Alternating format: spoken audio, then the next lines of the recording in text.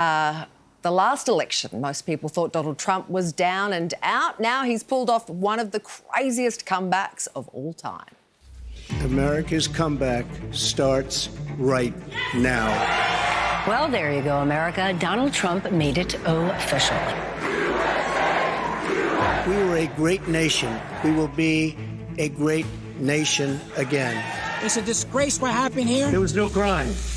The crime is against me. Can a convicted felon run for president? The answer is yes. Our country is in a horrible state. We're in grave trouble. There was blood pouring everywhere, and yet, in a certain way, I felt very safe because I had God on my side. I felt that. God above wants Trump to be president again. Lion Kamala Harris, a communist. I'm not a Nazi. I'm the opposite of a Nazi. Trump is our president. We're going to bring people together. They're eating the dogs. Run, Trump-a-mania! Run wild, brother! We will make America powerful again, wealthy again. Go with the guy that made you money. Safe again. We need to finish that wall. Glorious again.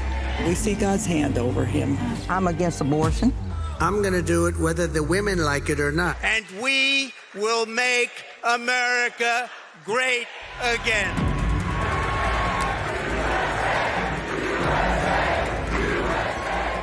Well, certainly a profound statement from the voting public in the United States about who they want to be, where they want their country to go. I think it's always sort of worth stepping back for a moment after any election and just considering that it is a snapshot of how the voting public feels and what they want to say to the world about their nation at that time. And I think the message from the United States is pretty clear particularly about the role that they play in the world. I also think that, we put together montages and clips like that because Donald Trump, he is impossible not to watch, but there is a certain sense of authenticity with him. Our previous guest, former Republican strategist Adolfo Franco, touched on it.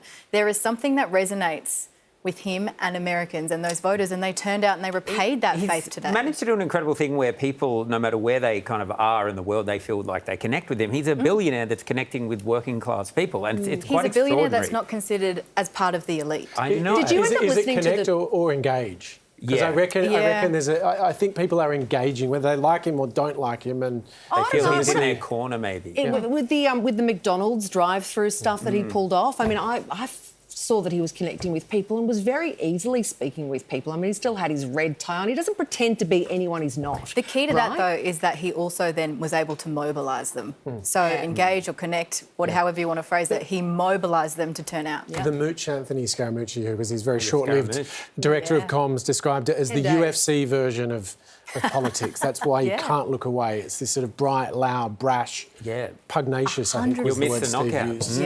Guys, well, lots of people have their personal reasons for why they vote red or blue, but I think it's hard to top this guy's motivation. I'm joined now by a voter, Brian Flores. You just voted. I did. And who did you vote for? For Harris. And tell me about how you came to this decision. So I wasn't going to vote at all until my girlfriend was blowing up my phone telling me to go vote. And if I didn't, she was going to break up with me. So now I'm here. His girlfriend is Kamala Harris. So it makes sense. It does check out.